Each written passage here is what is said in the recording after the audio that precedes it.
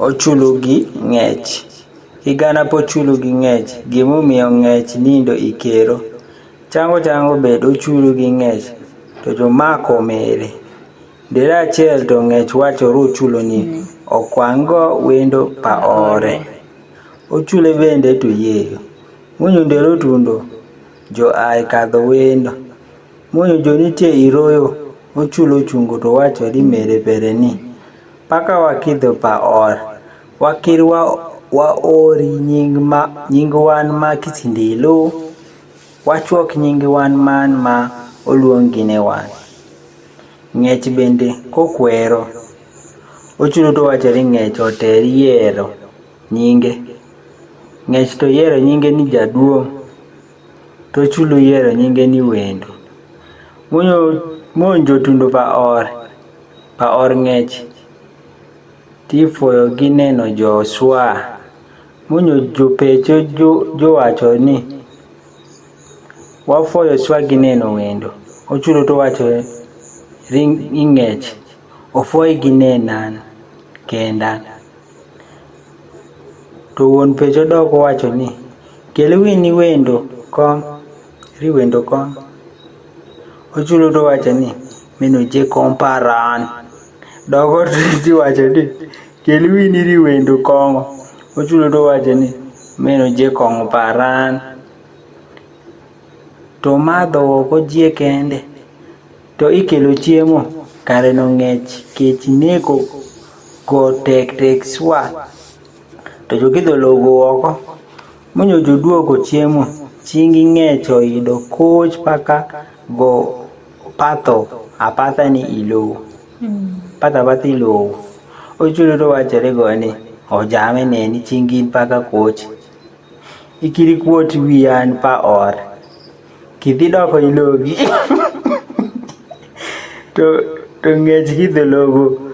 Kare no mere pero ochulu chiemo swa piyo. Uno ng'ech oduogo idhuwer. Odoko chinge onwang'o pong'ie lowo rupiri go wuotho gi chinge. Odogo chulu wachori go ni ogik logo. Munyo duogo. Onwang'o chulo cho chamo oko chiemo jie. Mudong' iye orwako imogowa kikapu pere. Ochulu tuluongo. Ochulu tuluongo wegi pecho omo sendere. To joseo la jo to jodok manya wote kuchiemo. Munyo jotundiroyo to ng'ech gak idudi ni iye riemo. To ng'wecho yowi ochulu to lokere Simon. Ochulu munyo tundo kama di Simon to gweyo munyo wacho ni mi ng'ech wuona marendere. To ng'ech doko ng'wecho ang'wecha malo kama chipa ochulu ofurie. To lokere ombokoro. Munyo ochulu tundo indelo to neno ombokoro. Okwako dimo to ketho imogowa pere ka wacho ni mina woi miming swa. Owe omboko yo pa nyathi payan. Indeyo ka.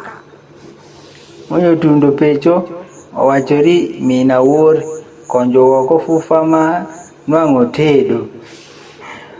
To ora wor omo mugowa ma nende oduogo gini. Aworo temo ting'o mugowa to wacho ni mugowa pek swa. To chulo wari dhako pere min awor kidho omo mugowa. Dhako pere bende konyalo ting'o mugowa. To go wuon kidho.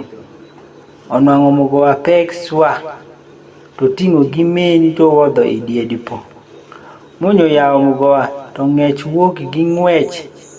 To chulo riemo swa tek to ng'ech ng'wecho to yombo jo to donji kero. Amiyo pama ng'ech buok paro ni ochulu fuodi riemo go. Ng'ech ng'wecho to donji kero. Yap.